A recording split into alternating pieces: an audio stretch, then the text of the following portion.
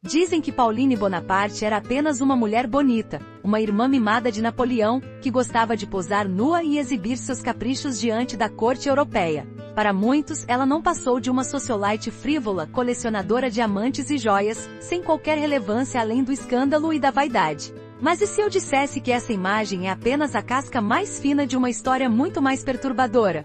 E se eu dissesse que Pauline Bonaparte não era só uma cortesã de luxo, mas uma estrategista que sabia manipular poder, desejo e medo como poucas mulheres de seu tempo? Você já imaginou o que havia por trás de seus lençóis perfumados? Enquanto a Europa ardia em guerras napoleônicas, Pauline tecia sua própria guerra silenciosa, uma feita de sedução, chantagem, alianças secretas e humilhação pública de quem ousasse desafiá-la. Ela tinha o talento de fazer qualquer homem acreditar que era amado e ao mesmo tempo descartável. Mas não pense que ela foi apenas vítima da luxúria alheia. Pauline sabia exatamente onde estava se metendo. E isso era parte de seu fascínio mortal. Há quem afirme que a verdadeira força da dinastia Bonaparte não vinha só dos canhões de Napoleão, mas também dos colchões de Pauline. Seu corpo era quase uma extensão da diplomacia francesa. Quando não havia acordo possível, quando uma coroa resistia a se curvar, ela parecia delicada, sorridente, envolta em tecidos transparentes. E muitas vezes isso bastava para mudar o curso de uma decisão política. A própria fama de sua nudez esculpida em mármore era, ao mesmo tempo, uma arma e um escudo. Todo mundo queria olhar, todo mundo queria tocar, e todo mundo tinha medo de ser devorado por aquele prazer que parecia não ter limites. Você acha que ela foi só um ornamento? Então tente explicar por que Napoleão, o homem que desprezava quase todas as mulheres de sua família, tinha nela um carinho que beirava a devoção. Por que ele a protegia dos escândalos que arruinariam qualquer outro parente? Por que ele tolerava seus casamentos desastrosos, suas fugas, suas dívidas, seus amantes expostos diante do mundo? Porque Pauline carregava um segredo. Ela sabia onde estavam enterradas as vergonhas da família Bonaparte. Sabia quem dormia com quem traía quem tramava para derrubar o imperador. E nada a impedia de sussurrar essas confissões ao ouvido certo. Ela não se contentava em ser apenas desejada. Precisava ser temida.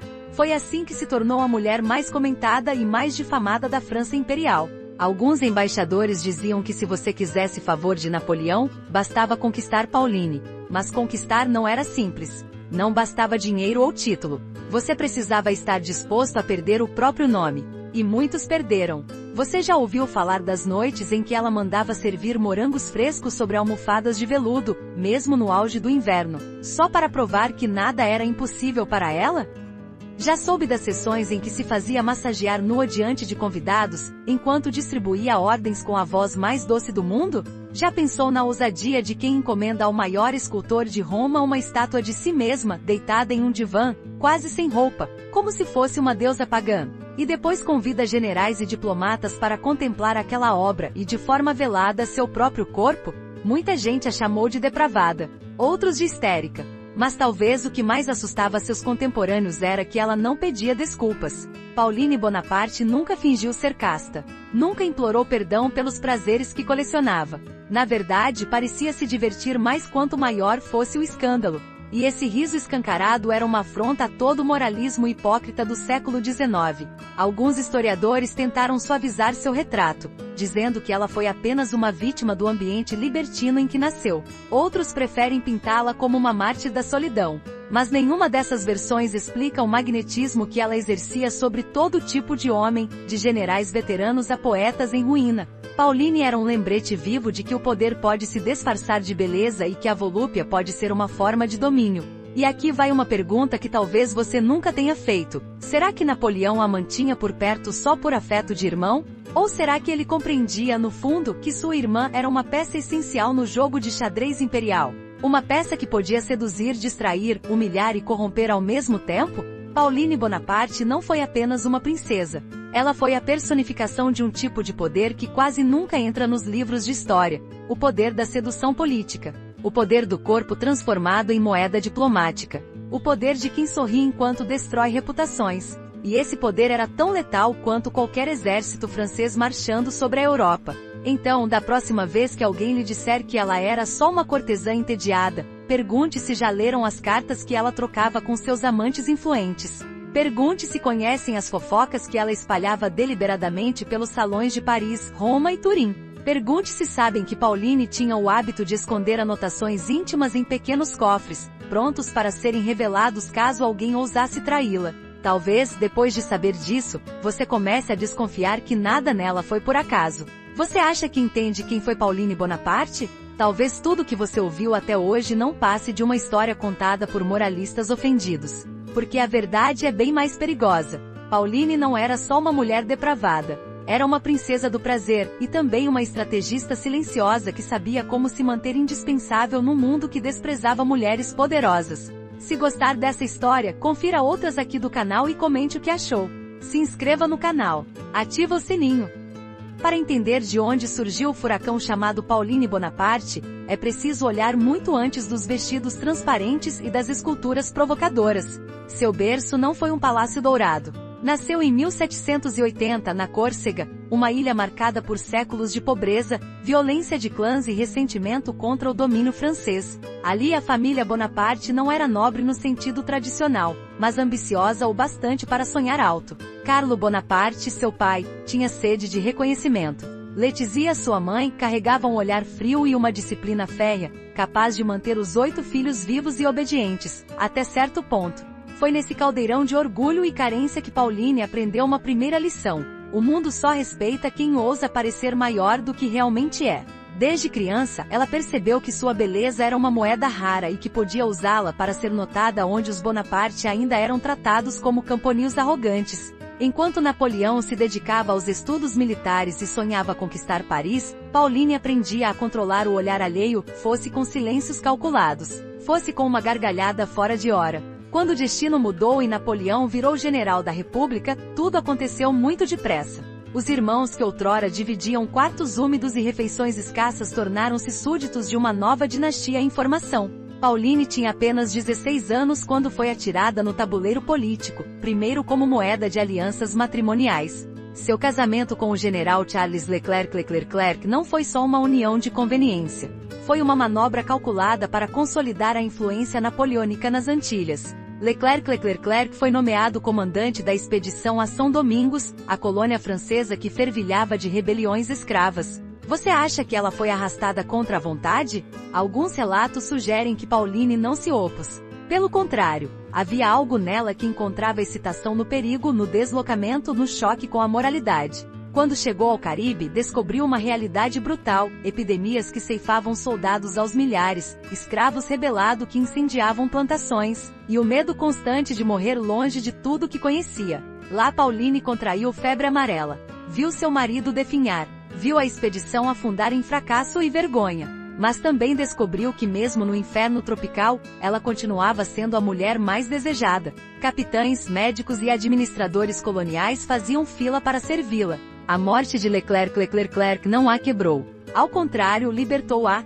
Retornou à Europa como uma jovem viúva rica, com fama de exótica e perigosa. Trouxe joias, tecidos, histórias picantes, e um gosto ainda mais aguçado pelo poder que nasce quando todos se rendem ao seu fascínio. Foi nesse retorno que nasceu a imagem definitiva de Pauline, a princesa que não obedecia nenhuma regra senão a do prazer. Mas ninguém queria admitir que essa mulher tinha, na verdade, sido moldada pelo mesmo ambiente que havia transformado Napoleão num conquistador.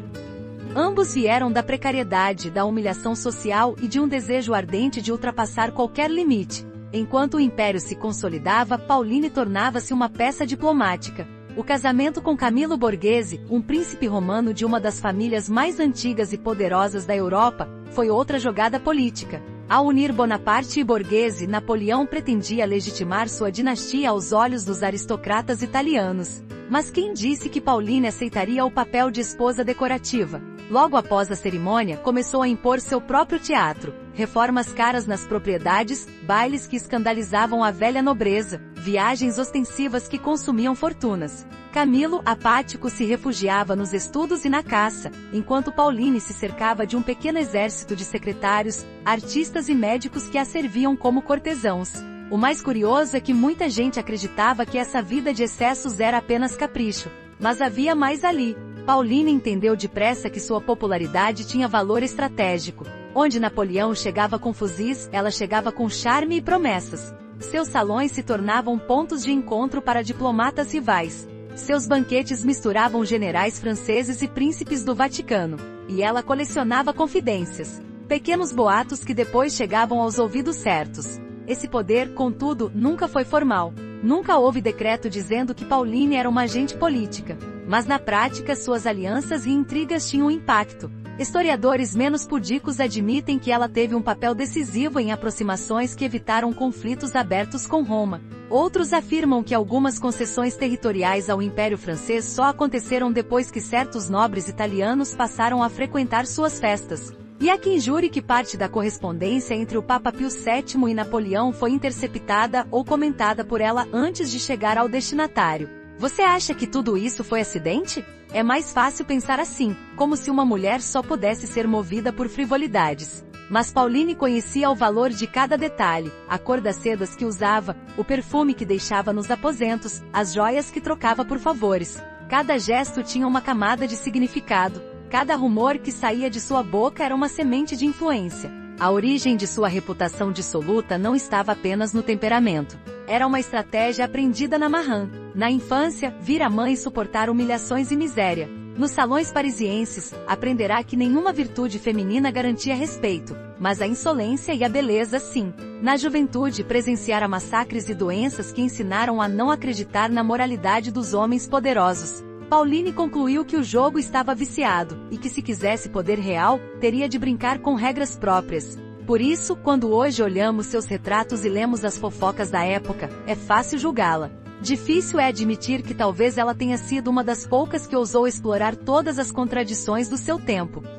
Pauline Bonaparte não foi apenas uma consequência do Império. Ela foi parte da sua origem oculta, uma prova viva de que a vitória militar se alimentava também do espetáculo, da luxúria e do medo. A imagem de Pauline Bonaparte envolta em véus translúcidos pode parecer puro teatro, mas o seu dia a dia era ainda mais extravagante, insólito e por vezes, grotesco do que os retratos deixam transparecer. Enquanto a maioria das mulheres da alta sociedade francesa acordava ao som de criadas agitadas com baldes e brasas, Pauline despertava ao toque suave de um criado pessoal incumbido apenas de borrifar água de flor de laranjeira sobre seus lençóis. Ela insistia que o aroma mantinha sua pele luminosa, e também lembrava a todos que sua presença era um privilégio sensorial. Ainda deitada, recebia relatórios. Não relatórios oficiais, mas mexericos e rumores. Quem se separava, quem devia dinheiro, quem fora visto em companhia suspeita. Pauline colecionava essas pequenas informações com a mesma atenção que dedicava às pérolas de seus colares.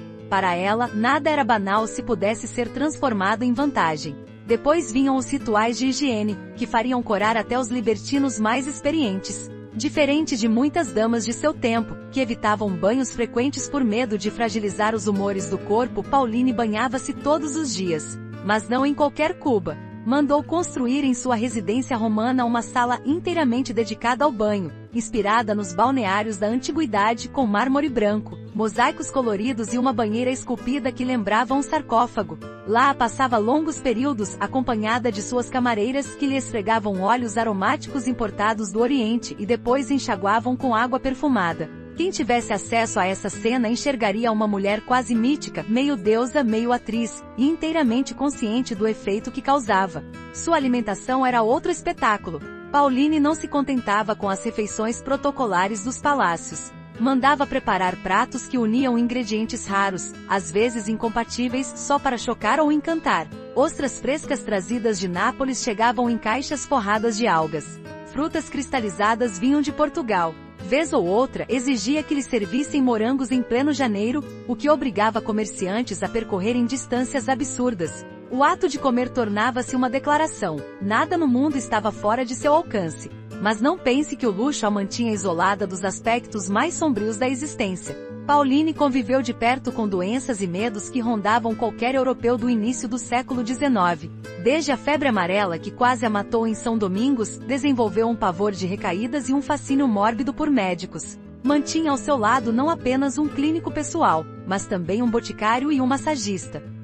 Ao menor sinal de cansaço, ordenava sangrias ou cataplasmas, certos de que o corpo era um campo de batalha onde o prazer e a decadência lutavam diariamente. Quando não estava em sua residência, Pauline circulava pelas ruas de Roma numa carruagem fechada, acompanhada de um séquito quase teatral.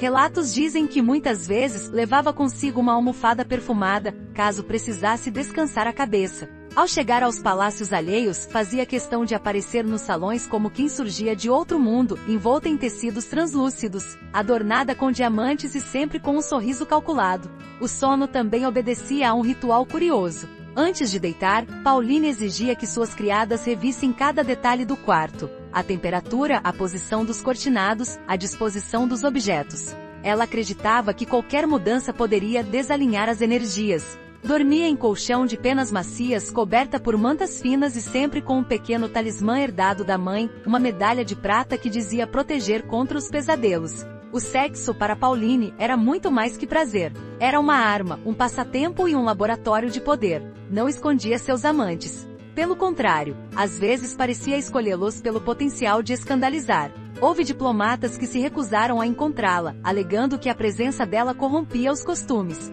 Outros, seduzidos pela curiosidade, caíam no mesmo enredo: encontros noturnos, presentes suntuosos e a súbita certeza de que jamais seriam lembrados como homens importantes, mas apenas como mais um na coleção da princesa. Seus aposentos tinham fama de território proibido. Quem cruzava a soleira daquelas portas podia sair com promessas de favores ou com segredos capazes de arruinar reputações. Histórias corriam pelos corredores de palácios e igrejas, de que Pauline recebia visitas de madrugada, de que mandava suas criadas vasculharem as roupas dos convidados, de que gostava de assistir à reação deles ao verem seu retrato nu, entronizado sobre o divã. E havia também a vaidade de ferro. Pauline gastava fortunas em vestidos, perfumes e joias, mas nunca por insegurança.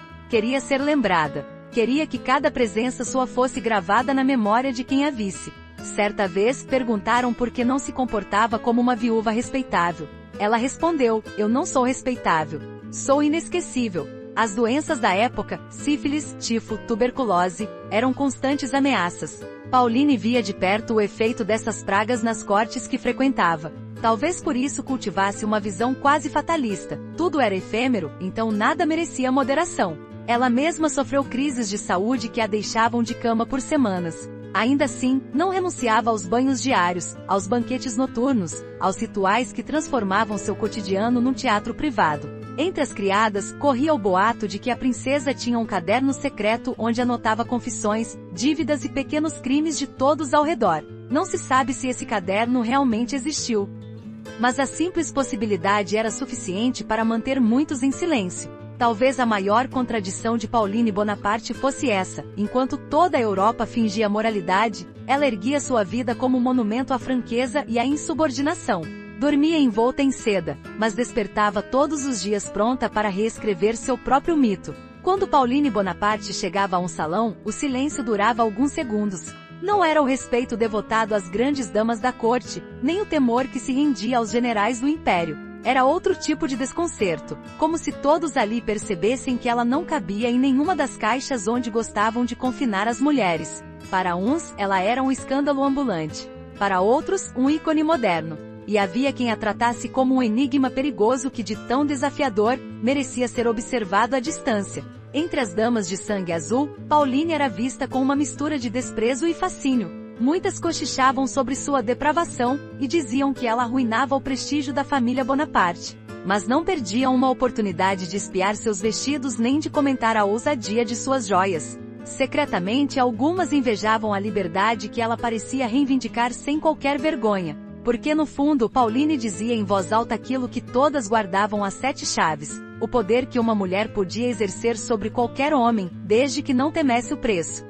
Já os homens a tratavam com a ambiguidade típica de quem desejava e odiava ao mesmo tempo. Os embaixadores estrangeiros sabiam que bastava um olhar de Pauline para que boatos circulassem, alianças balançassem e reputações se estilhaçassem. Muitos preferiam manter uma cordial distância, temendo que qualquer proximidade fosse interpretada como cumplicidade. Outros, por vaidade ou curiosidade, se aproximavam apenas para se dar conta de que estavam sendo cuidadosamente avaliados. Pauline tinha o dom de perceber pontos fracos em quem quer que a cortejasse, fosse a vaidade de um marechal, a culpa de um cardeal ou a insegurança de um príncipe. Curiosamente, entre os militares do círculo de Napoleão, sua figura era objeto de controvérsias ainda mais estridentes. Havia oficiais que se irritavam com a importância que o imperador dava à irmã. Para eles era um ultraje que uma mulher, ainda por cima marcada por escândalos, tivesse livre acesso a informações e espaços reservados aos grandes estrategistas. Mas outros reconheciam que Pauline, com seu faro quase animal para fofocas e intrigas, era uma fonte de dados valiosos. Se Napoleão tolerava suas extravagâncias, era porque sabia que nenhum espião oficial reunia tantas confidências ao longo de um jantar. No clero, então, seu nome circulava como sinônimo de decadência. Cardeais e bispos franceses sentiam verdadeira repulsa pelo seu comportamento. A nudez da estátua de Canova, entronizada em Roma, era considerada uma afronta a Deus. Muitos prelados se recusavam a mencioná-la nas correspondências, como se o simples ato de registrar seu nome fosse um convite ao pecado. Mas não era raro que esses mesmos homens enviassem emissários discretos para sondar seus humores, temendo que ela, a pecadora imperial, pudesse influenciar decisões diplomáticas envolvendo o Vaticano. Nas festas oficiais, Pauline sempre aparecia com um séquito que ultrapassava o razoável. Criadas, camareiros, médicos, secretários e artistas, todos caminhavam atrás dela como se seguissem uma procissão. Quando passava, criava um rastro de perfume e desconforto. E havia quem dissesse que aquela exibição era uma forma de intimidar, porque ninguém podia esquecer que ela não era apenas uma mulher bonita. Era a irmã do homem mais poderoso da Europa. Ainda assim, Pauline jamais teve espaço genuíno no núcleo duro da política. Ela transitava nos bastidores, espalhava rumores, recolhia segredos, mas sempre encontrava portas fechadas quando tentava ser levada a sério como conselheira. Por mais que Napoleão a estimasse, jamais permitiria que se sentasse à mesa onde as estratégias militares eram traçadas. Esse desprezo velado alimentava nela uma disposição rebelde. Se não podia entrar pela porta da frente, entrava pelas conversas, pelos escândalos, pelas seduções. O povo comum, por outro lado, via nela uma figura quase mitológica. Nas tavernas, contava-se que Pauline nadava em banheiras de champanhe e que se casara com um príncipe apenas para humilhá-lo publicamente. Muitos acreditavam que ela usava feitiços para manter homens cativos aos seus caprichos. Outros, mais benevolentes, viam nela uma espécie de heroína da liberdade feminina, uma mulher que não devia satisfação a ninguém e que por isso mesmo, provocava tanto ódio entre os poderosos. Era como se seu nome fosse um espelho que refletia as contradições da própria sociedade, moralista na aparência, devassa nas sombras. Entre as mulheres comuns, Pauline despertava sentimentos misturados. Algumas a detestavam por considerá-la um mau exemplo, a prova viva de que a mulher, entregue aos próprios desejos, se tornava um monstro social. Outras a admiravam secretamente, fascinadas pelo seu poder de ignorar o julgamento alheio. Não faltavam donas de casa que, em confidências sussurradas, confessavam invejar a audácia daquela princesa que parecia não temer o inferno, nem dos homens, nem de Deus. Mas talvez o mais curioso seja notar que mesmo entre seus parentes, Pauline era tratada como um enigma. Letizia, a mãe, nunca perdoou os escândalos e viveu convencida de que a filha arruinaria o nome Bonaparte. As outras irmãs, que disputavam poder e respeito, alternavam rancor e cumplicidade. Lucie e Joseph Louis, cada irmão tinha sua própria versão sobre ela. Só Napoleão parecia aceitar Pauline sem reservas, embora até ele tivesse dificuldade em contê-la. Era essa teia de percepções contraditórias que fazia Pauline ainda mais poderosa.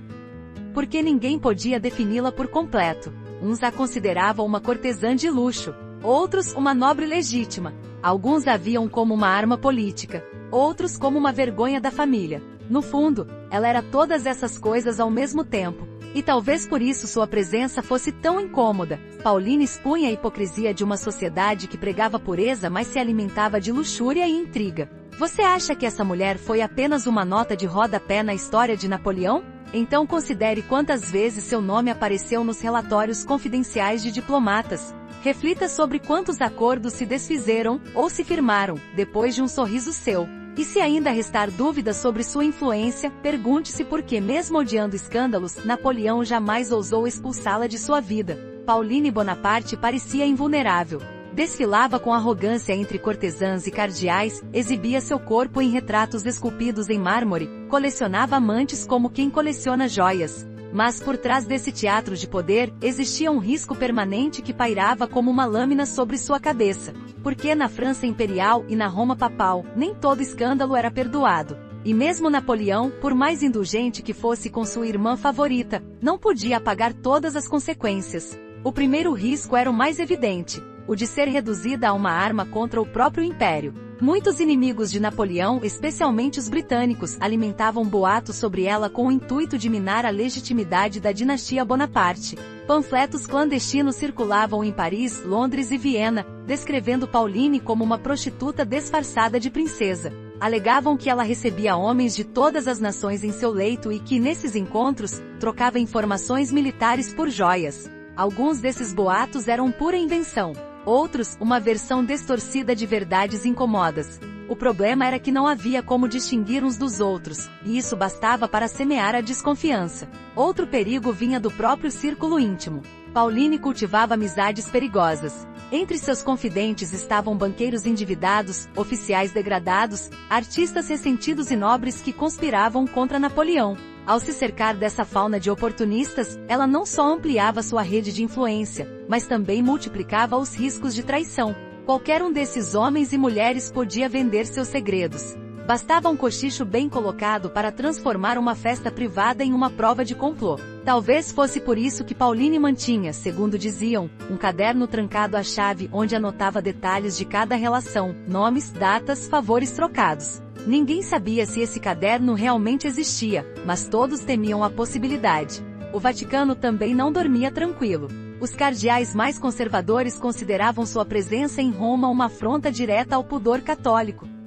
Muitos pressionavam o Papa a intervir, mas Pio VII, acuado por Napoleão, limitava-se a enviar emissários com advertências veladas. No entanto, se Pauline fosse flagrada em algum desatino público, como uma orgia, uma blasfêmia aberta ou um ultraje contra algum dignitário da Igreja, nada impediria que fosse formalmente excomungada. E essa ameaça pairava como um espantalho, sempre pronto a ser usado por quem desejasse vê-la humilhada. O risco físico também era real. Pauline colecionava inimigos silenciosos, maridos traídos, cortesãs que a invejavam, cortesãos que perderam prestígio por causa de suas intrigas. Em várias ocasiões, surgiram rumores de que ela fora alvo de tentativas de envenenamento. Em Roma, dizia-se que uma criada havia tentado misturar mercúrio em seus ungüentos. Em Paris, correram boatos de que certa vez Pauline se queixou de dores súbitas após um jantar e que seu médico encontrou indícios de substâncias suspeitas. Nada foi provado, mas o medo estava sempre presente.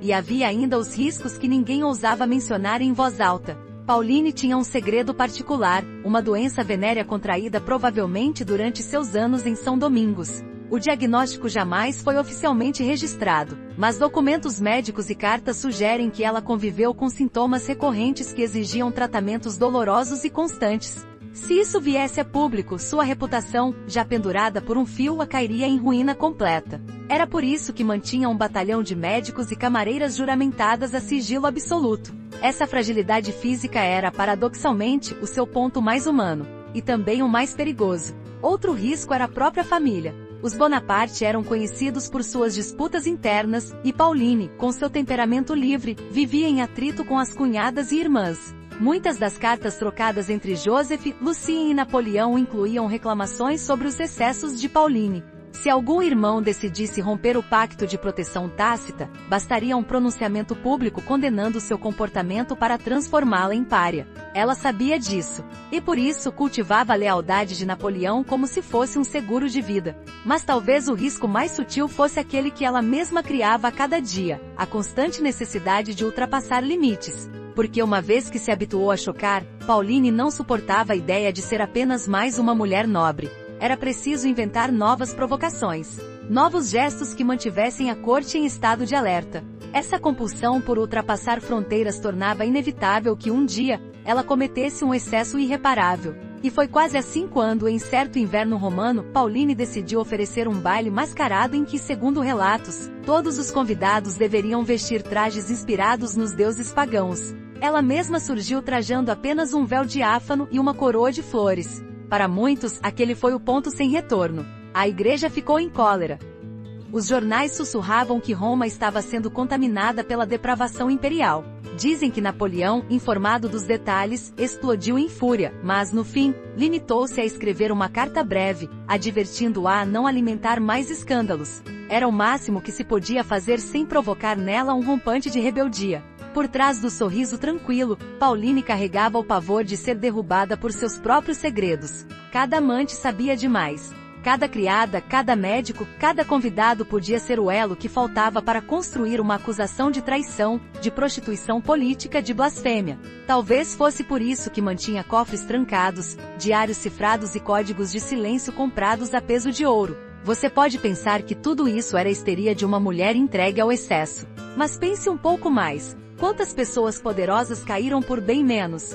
Quantos tronos ruíram por causa de rumores? Pauline, com sua coragem desafiadora, era também uma prisioneira de suas próprias táticas. Porque o poder que nasce do escândalo é o mais perigoso de todos. Ele se alimenta do medo alheio, mas cobra o preço mais alto quando chega a hora de pagar. Se havia algo que Pauline Bonaparte sabia cultivar, era a ilusão de que a vida era um baile eterno, uma sequência de risos, champanhe e sedução. Mas por trás dessa cortina dourada, existiram momentos tão sombrios que nem seus admiradores mais fiéis ousavam comentar em voz alta. Momentos que mostraram que, por mais poderosa que fosse, Pauline era feita de carne e medo como qualquer outro ser humano. O primeiro desses episódios aconteceu muito antes de sua fama chegar ao auge. Foi na expedição a São Domingos, em 1802, quando acompanhou o marido, o general Charles Leclerc, numa missão que pretendia reprimir a revolta dos escravos na colônia francesa. Pauline embarcou convencida de que seria apenas uma viagem exótica. Imaginava jantares ao luar, paisagens tropicais, uma corte improvisada onde ela reinaria como musa imperial. Mas a realidade foi tão brutal que seu espírito nunca mais seria o mesmo. A travessia foi um pesadelo. A bordo do navio, a febre amarela atacou tripulantes e oficiais. Ao chegar à colônia, Pauline viu cadáveres empilhados como lenha, plantações incendiadas, soldados delirando de febre. Ela própria adoeceu.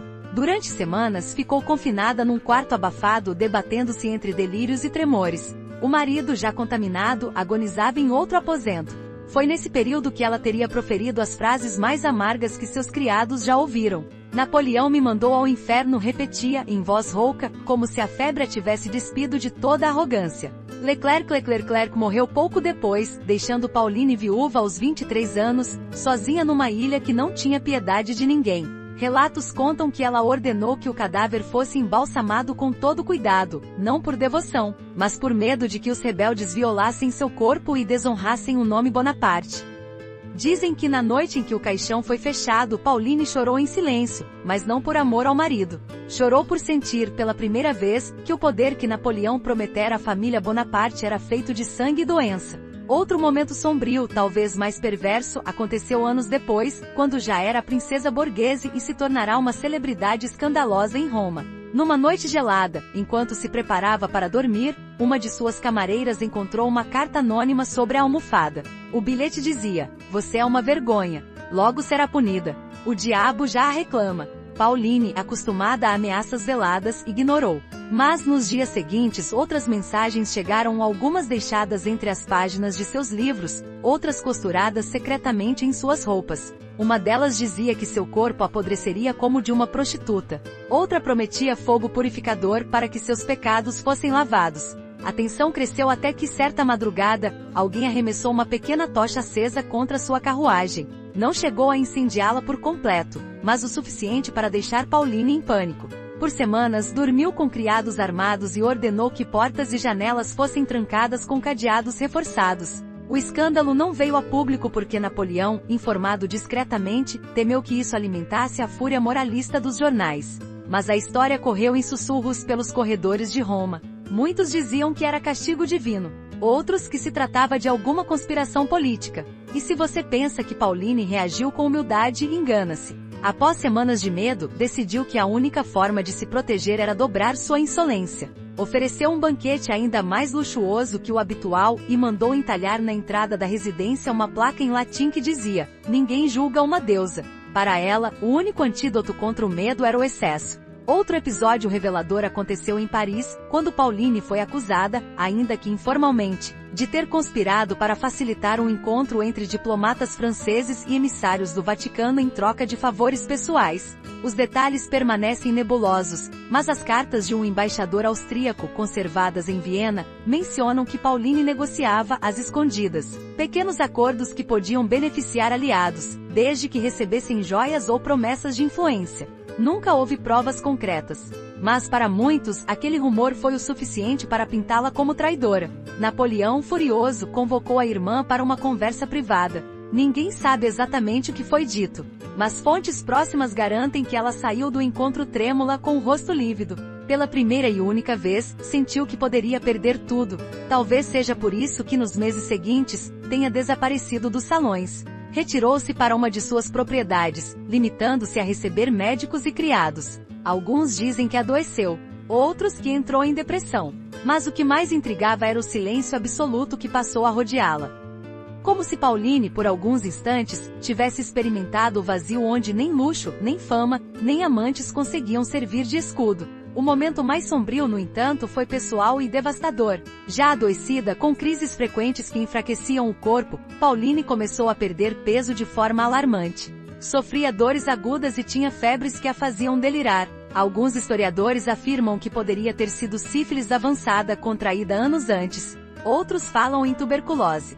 Seja como for, ela passou seus últimos tempos confinada num quarto escuro, onde as cortinas ficavam sempre cerradas para que ninguém a visse fraca. Relatos contam que certa noite Pauline pediu a uma criada que trouxesse um espelho. Quando se olhou, quase não se reconheceu. A beleza que fora seu maior poder estava desfeita. As olheiras fundas, a palidez mortal, o contorno magro do rosto. Foi nesse instante que, dizem, ela teria murmurando algo que soou como um pressentimento: sem o meu corpo, sou apenas um nome. Esses momentos de terror, doença e humilhação são lembrados menos que seus banquetes. Mas foram eles que revelaram a face mais humana de Pauline, a mulher que compreendia, como poucos, que tudo é transitório, inclusive o poder de seduzir. Para os olhos distraídos, Pauline Bonaparte era apenas um ornamento, uma princesa de porcelana, moldada para distrair a atenção dos moralistas enquanto Napoleão reconfigurava o mapa da Europa. Mas isso era só metade da verdade. A outra metade, a que muitos preferiam ignorar, dizia respeito ao poder invisível que ela exercia por onde passava. Não se tratava de decretos, coroas ou batalhões. Era algo mais sutil, a habilidade de modificar destinos com uma palavra, uma carícia, um boato sussurrado no salão certo. Pauline aprendeu cedo que não precisava de título algum para interferir nos grandes acontecimentos. Sua vida foi um desfile de alianças secretas e pactos improvisados que nunca apareceram nos livros oficiais. Quer um exemplo? Durante sua temporada em Roma, quando Napoleão tentava consolidar a influência francesa sobre os estados italianos, ela transformou seus banquetes num terreno fértil para confissões involuntárias. Diplomatas se sentiam lisonjeados por sua atenção.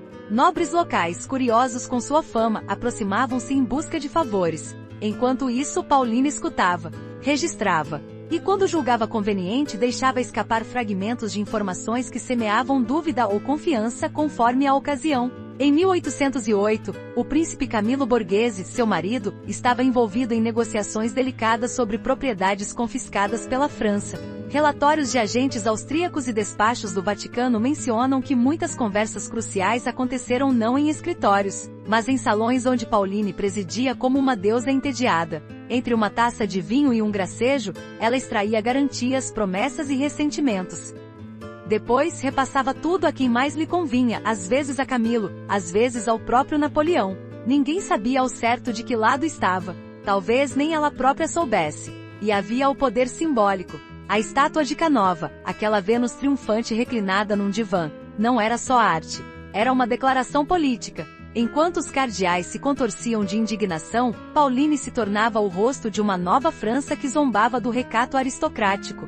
Alguns historiadores sustentam que o impacto cultural desse gesto foi tão profundo que precipitou crises de legitimidade entre as famílias nobres italianas. Uma princesa que se deixava esculpir nua e ainda assim mantinha seu prestígio demonstrava que as velhas regras haviam sido derrubadas. E nesse vácuo de autoridade, tudo era possível, inclusive novas alianças. O poder invisível de Pauline também se manifestava em pequenos gestos que passavam despercebidos por quem não entendia o jogo. Quando convidava um cardeal para jantar e, de propósito, sentava-o ao lado de um diplomata francês acusado de anticlericalismo, não era descuido, era provocação calculada.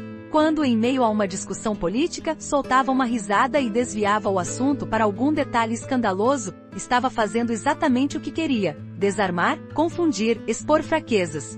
Seus salões eram laboratórios de manipulação, onde ninguém podia ter certeza de que dominava a cena. Mas o alcance de sua influência ia além de Roma. Em Paris, Pauline mantinha correspondência com personagens influentes, alguns dos quais temiam que suas cartas fossem um dia reveladas. Havia rumores de que ela tinha conhecimento de traições dentro do exército francês. Outros sussurravam que Pauline fora a primeira a perceber que certos ministros planejavam nas sombras medidas para limitar o poder absoluto de Napoleão. Se ela realmente transmitiu essas informações ao irmão, ninguém sabe. Mas o fato é que sempre que ele precisava saber algo que não estava nos relatórios oficiais, bastava escrever-lhe algumas linhas. E a resposta vinha rápida, muitas vezes temperada de comentários maliciosos que mostravam como Pauline adorava brincar com a verdade. Curiosamente, esse poder não se sustentava apenas no medo. Também nascia de uma espécie de fascínio coletivo. Todos sabiam que Pauline não tinha escrúpulos, que era capaz de elogiar um homem em público e no dia seguinte, espalhar boatos sobre sua impotência. Mas ainda assim, ninguém resistia ao magnetismo que ela exalava. Porque no fundo, aquela mulher era o reflexo das contradições do tempo. Um século que pregava moralidade mas vivia de chantagem, que ostentava virtude mas se alimentava de vício. Mesmo as mulheres que a criticavam acabavam orbitando seu poder. Muitas delas, em segredo, recorriam a Pauline para interceder junto ao imperador em questões de heranças, casamentos, dívidas. Sabiam que ela tinha acesso ao irmão que nenhuma outra dama possuía. Quando Napoleão marchava para novos conflitos, Pauline recebia súplicas de toda espécie, cartas em que viúvas pediam pensões, generais solicitavam perdão, nobres reclamavam privilégios perdidos. E ela respondia como bem entendia. Às vezes ajudava, outras se ignorava. Mas cada resposta, ou silêncio, era um lembrete de que seu poder não tinha nome oficial, mas era real. Essa influência não era totalmente invisível. Em círculos diplomáticos, existia quem a chamasse de a cortesã com coroa. Outros preferiam o termo a embaixadora sem selo. Mas todos admitiam, ainda que contrafeitos, que Pauline Bonaparte tinha o dom de fazer e desfazer reputações com a mesma naturalidade com que trocava de vestido. E enquanto isso Napoleão a mantinha perto, talvez por pragmatismo, talvez por afeto. Ele sabia que embora sua irmã fosse fonte inesgotável de problemas, também era uma válvula de escape. Pauline absorvia parte do ódio que recairia sobre ele. Enquanto as línguas ferinas se ocupavam de suas orgias, seus vestidos e seus amores, o imperador podia mover suas peças no tabuleiro europeu. Em muitos sentidos, Pauline Bonaparte foi um fenômeno político que ninguém ousou reconhecer abertamente. Seu poder invisível não se media em decretos, mas em silêncios constrangidos e favores implícitos. Foi assim que ela sobreviveu a escândalos que teriam destruído qualquer outra mulher. Foi assim que garantiu seu lugar no coração da história, não como vítima, nem apenas como pecadora, mas como arquiteta de um império de murmúrios. Toda história de poder tem um ponto de virada, uma rachadura no mármore que ninguém percebe no início, mas que se expande até fazer desmoronar o pedestal. Com Pauline Bonaparte não foi diferente. Seu império de sedução, escândalos e diplomacia oficiosa parecia eterno, mas a ruína chegou como chega para todos que apostam no fascínio como única moeda, de repente e sem remorso. O primeiro indício de que a era Pauline estava com os dias contados surgiu em 1814, quando Napoleão, derrotado pelas coligações europeias, foi forçado a abdicar e se exilar na ilha de Elba. Até então, Pauline gozava do privilégio único de ser a irmã preferida do homem mais poderoso do continente. Bastou um tratado assinado à força para que esse privilégio começasse a apodrecer. Os salões onde antes se disputava o direito de beijar-lhe a mão passaram a esvaziar. Alguns cortesãos que juravam lealdade eterna evaporaram sem deixar rastros. O próprio Camillo Borghese, seu marido tão submisso quanto indiferente, aproveitou o colapso do império para se afastar. Para muitos, Pauline se tornará um fardo, uma recordação inconveniente de tudo que a Europa queria esquecer. Mas ela não era do tipo que se recolhia à insignificância. Quando soube que Napoleão estava isolado, vivendo com rendimentos parcos e acompanhado apenas de uns poucos fiéis, Pauline tomou uma decisão que espantou até seus críticos mais ferozes. Vendeu parte de suas joias e embarcou rumo a Elba. Foi a única da família a visitá-lo no exílio. Essa viagem, que poderia ter sido um ato de humilhação final, acabou por se transformar no derradeiro gesto de lealdade entre dois irmãos que, apesar de tudo, partilhavam uma cumplicidade impossível de destruir. Ali no pequeno reino improvisado do imperador caído, Pauline mostrou uma face que poucos conheciam. Sem os véus de seda, sem as carruagens triunfais, era apenas uma mulher cansada, carregando o peso de seus próprios escândalos. Napoleão a recebeu com uma ternura que jamais dedicara a mais ninguém. Foi nesse encontro que ambos, pela primeira vez, perceberam que o seu tempo chegará ao fim. O mundo que haviam moldado, ele com exércitos, ela com sorrisos fatais, estava desabando. E não havia nada que pudessem fazer. Depois da fuga de Napoleão e da derrota definitiva em Waterloo, Pauline retornou a Roma. Mas já não era a mesma. O nome Bonaparte passará de amuleto a maldição. As portas que se abriam ao menor sinal de seu leque agora permaneciam fechadas. Os príncipes italianos que antes fingiam admiração passaram a desdenhar dela. O Vaticano, que sempre aguardara o momento de se vingar, aproveitou para lhe impor restrições veladas. Até a escultura de Canova, outrora considerada símbolo de ousadia, virou motivo de chacota, uma lembrança de que ela havia confundido luxúria com eternidade. Privada de influência e do luxo que a sustentava, Pauline entrou numa espiral de isolamento. Já debilitada pela doença, passava longos períodos trancada em seus aposentos. Os relatos dos criados falam de um silêncio opressivo, interrompido apenas pelas tosses e pelas ordens secas que ela dava com voz cada vez mais rouca. Não havia mais banquetes nem risadas, nem a corte de admiradores que a seguia como sombra. Restavam apenas fantasmas, das festas, dos amantes, do império. No entanto, mesmo nesse ocaso, Pauline não perdeu completamente seu orgulho. Quando os cobradores começaram a bater à sua porta, ela recusou-se a se desfazer de certas peças, em especial algumas joias que simbolizavam sua glória passada. Preferia viver de empréstimos a admitir publicamente que estava arruinada. Talvez, no fundo, acreditasse que bastava um capricho da sorte para vê-la novamente entronizada nos salões de Paris. Mas essa esperança era um eco, um consolo que se tornava cada vez mais improvável. O destino, porém, tinha mais uma ironia reservada. Apesar da ruína política, Pauline nunca foi formalmente banida. Diferente de outros parentes de Napoleão que perderam todos os títulos, ela conservou o direito de usar o nome Borghese e manter parte de suas propriedades. Era como se a Europa quisesse poupá-la do vexame completo, não por piedade, mas por desprezo. Ninguém mais a via como uma ameaça. A princesa do prazer transformará-se numa relíquia incômoda de um regime derrotado. Os últimos anos foram marcados pela decadência. Pauline sofria dores intensas, passava semanas confinada ao leito e raramente recebia visitas. Às vezes, surgia na varanda, coberta por chales, contemplando o jardim com olhar ausente. Alguns diziam que remoía arrependimentos. Outros garantiam que não se arrependia de nada. Mas quem a conheceu de perto dizia que sua maior angústia era perceber que toda sua influência, todo seu magnetismo, dependiam de um império que agora só existia como memória. Quando morreu, em 1825, tinha 44 anos, mas aparentava muito mais. O funeral discreto foi acompanhado por poucos fiéis e parentes constrangidos. Não houve cortejo triunfal, nem homenagens públicas. O corpo que fora objeto de desejo e escândalo repousou numa tumba silenciosa, longe dos palácios onde fizera história. Apenas algumas cartas de Napoleão, guardadas num cofre, testemunhavam um elo indestrutível entre dois irmãos que, à sua maneira, haviam reescrito as regras do poder. No entanto, seria ingênuo pensar que o legado de Pauline morreu com ela. A imagem da mulher que ousou viver sem pedir desculpas sobreviveu nos rumores, nas biografias escandalosas, nos diários secretos. Alguns cronistas do século XIX tentaram reduzir sua história a uma sucessão de devassidões. Outros, mais atentos, perceberam que Pauline havia encarnado uma forma de influência tão insidiosa quanto eficaz. O domínio através do desejo, da curiosidade e do medo. Uma rainha sem trono, mas com poder de abalar reputações. E assim terminou sua era. Não com a execução sumária que muitos esperavam, mas com o lento desgaste da relevância. Quando a última vela se apagou no seu quarto, Pauline Bonaparte deixou de existir como pessoa e passou a existir como lenda. Um lembrete de que até os impérios mais ambiciosos podem ser moldados por quem ousa viver à margem de todas as convenções. Quando se fala de Pauline Bonaparte, é fácil cair na tentação de resumir tudo a escândalos. De rotulá-la como a irmã libertina de Napoleão, como se isso fosse suficiente para explicar quem ela foi.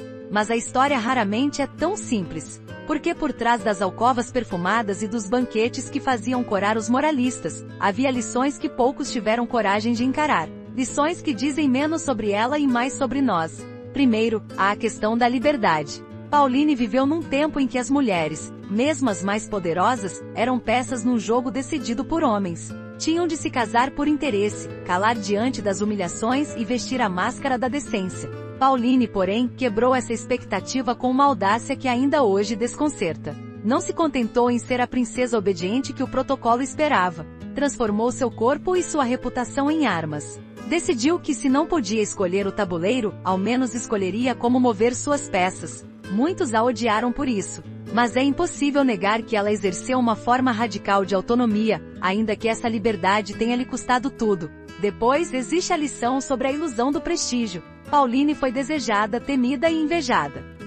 Seus banhos perfumados, suas carruagens, seus vestidos transparentes eram símbolos de uma era em que o poder precisava se exibir. Mas bastou o colapso do império para que todo esse falso se dissolvesse como fumaça. Aqueles que antes a cortejavam desapareceram. Os que juravam admiração tornaram-se juízes severos. Foi nesse vazio que se revelou a verdade mais incômoda. O prestígio que depende dos olhos alheios é sempre um castelo de areia. Um elogio não sustenta ninguém quando o vento político muda de direção. E há também a lição do medo. Porque embora Pauline se mostrasse invencível, cercada de criados e bajuladores, seu maior pavor era silencioso. O medo de ser esquecida. O medo de perder o controle sobre a narrativa que ela mesma havia criado. Esse medo a fez esticar seus limites, transformar cada detalhe em espetáculo e, por fim, gastar as últimas forças tentando provar que ainda importava. Talvez seja essa a lição mais perturbadora, que todo poder, por mais absoluto que pareça, carrega em si uma solidão corrosiva. Mas há outra reflexão que não pode ser ignorada.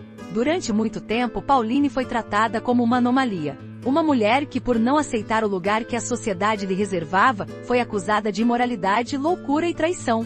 Hoje, quando revisitamos sua história, surge uma pergunta incômoda: será que ela era tão diferente assim de nós? Ou será que apenas viveu seus desejos e contradições sem a hipocrisia que nos torna mais aceitáveis? Porque no fundo todos temos um pouco de Pauline. Todos conhecemos o impulso de romper limites, de desejar o que não devemos, de provocar o olhar alheio apenas para sentir que existimos. O que nos assusta nela não é o excesso, mas o espelho que oferece. A lembrança de que, sob a capa de respeitabilidade, a humanidade sempre foi movida pelo desejo de ser lembrada, custe o que custar. Talvez o traço mais fascinante da vida de Pauline seja a recusa em se desculpar. Nunca pediu perdão por ter amado demais, por ter colecionado amantes, por ter usado sua beleza como passaporte. Era consciente de seu poder e não fingia humildade.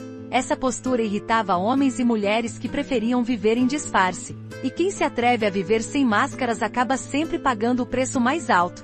No caso dela, esse preço foi a solidão e a humilhação final. Mas também a imortalidade, porque ninguém esquece quem ousa viver como quer. E se formos sinceros, precisamos admitir que a história da Princesa do Prazer revela muito mais sobre a sociedade do que sobre ela própria. Foi a França que transformou o desejo em moeda política. Foi a Roma papal que se deleitou com seu escândalo ao mesmo tempo que a condenava. Foram os moralistas que alimentaram seu mito, comentando cada detalhe da sua vida enquanto fingiam desprezo. Pauline apenas deu forma a esse teatro. Foi atriz, autora e espectadora, tudo ao mesmo tempo. Talvez por isso seja tão desconfortável estudá-la. Ela nos força a confrontar a ambiguidade que carregamos. Aquilo que proclamamos condenar, mas consumimos com fascínio. Aquilo que dizemos desprezar, mas invejamos em silêncio. E nesse aspecto, Pauline foi, e ainda é, um enigma que nos desmonta. Você pode julgá-la. Pode chamá-la de depravada, de oportunista, de fútil.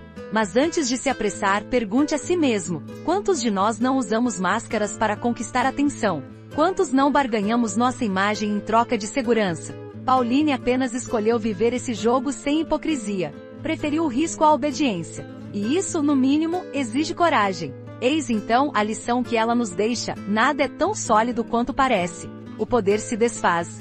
A beleza murcha. A influência se apaga. Mas a memória de quem ousou viver de verdade permanece, mesmo que como uma cicatriz na consciência coletiva. Talvez eles não fossem os loucos, talvez fossemos nós. Porque o que nos parece ridículo hoje, era a forma dela de sobreviver ontem. E no fim das contas, quem somos nós para dizer que Pauline Bonaparte não triunfou, à sua maneira? Imagine que você acorda numa manhã gelada do século XIX. O sol mal atravessa as cortinas pesadas do seu quarto. Lá fora, a Europa inteira estremece sob o peso das guerras e das revoluções. Dentro da sua casa, a criadagem se agita, preparando vestidos, penteados, banhos aromáticos. E você sabe que antes do cair da noite, seu nome estará nos lábios de toda uma cidade. Alguns vão suspirar por você, outros vão amaldiçoá-lo, mas todos, sem exceção, vão comentar seus passos. Seu corpo não é mais só seu. Sua reputação não lhe pertence. Cada gesto, cada olhar, cada silêncio vira moeda que circula nos salões e nos tribunais. E se você fosse Pauline Bonaparte?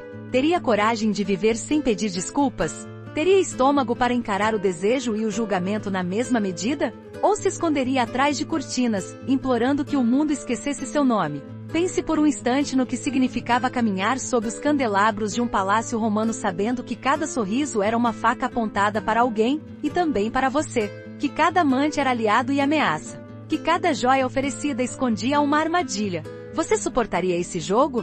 Consegue imaginar o peso de acordar todos os dias ciente de que qualquer descuido seria transformado em escândalo? Pauline não teve escolha. Nasceu Bonaparte, cresceu cercada pela fome de grandeza que contaminou toda a família e foi usada como peça num tabuleiro muito maior do que sua vaidade. Mas quando percebeu que ninguém lhe daria respeito por direito, decidiu que arrancaria respeito pelo excesso, pela ousadia, pela capacidade de fazer tremer até os que fingiam desprezo. Você acha que teria feito diferente? E se amanhã você acordasse no corpo dela, no auge do império, e soubesse que o seu nome carregava o poder de abalar tronos? Você teria escolhido a modéstia ou a glória? Teria se mantido casta para agradar cronistas?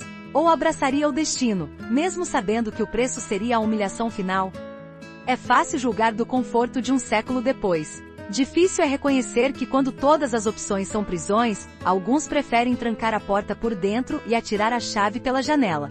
Talvez a pergunta mais incômoda seja essa: o que você faria para não ser esquecido? Aceitaria viver como um reflexo apagado de expectativas alheias? Ou inventaria sua própria lenda, ainda que à custa de toda a reputação? Pauline escolheu a segunda opção, e por isso seu nome sobrevive onde tantos se dissolveram no esquecimento. Imagine as madrugadas em que ela ficava sentada diante do espelho, esfregando óleos perfumados sobre a pele doente, tentando recuperar a beleza que era seu passaporte. Pense nos bilhetes anônimos, nas ameaças, nos sussurros carregados de veneno.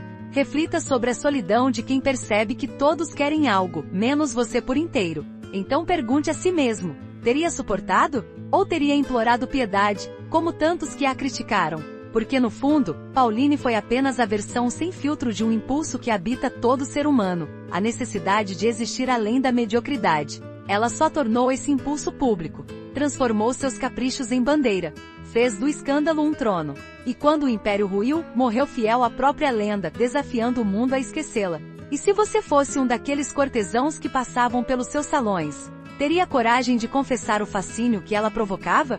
Ou preferiria esconder seu desejo atrás de críticas moralistas? Teria escrito cartas inflamadas implorando atenção? Ou seria dos que espalhavam boatos só para sentir que tinham algum controle sobre a mulher que não pedia permissão? Ou imagine que você fosse um dos criados que testemunharam os extremos, o luxo desenfreado e o declínio implacável. Teria piedade? Ou se lembraria apenas do que ela ousou ser quando todos mendigavam aprovação? Porque, a bem da verdade, é mais fácil compadecer-se de quem fracassa discretamente do que de quem se recusa a se encolher, mesmo diante da ruína. E se você fosse um dos irmãos, observando a irmã que não se contentava com o papel de peça decorativa, teria tentado controlá-la?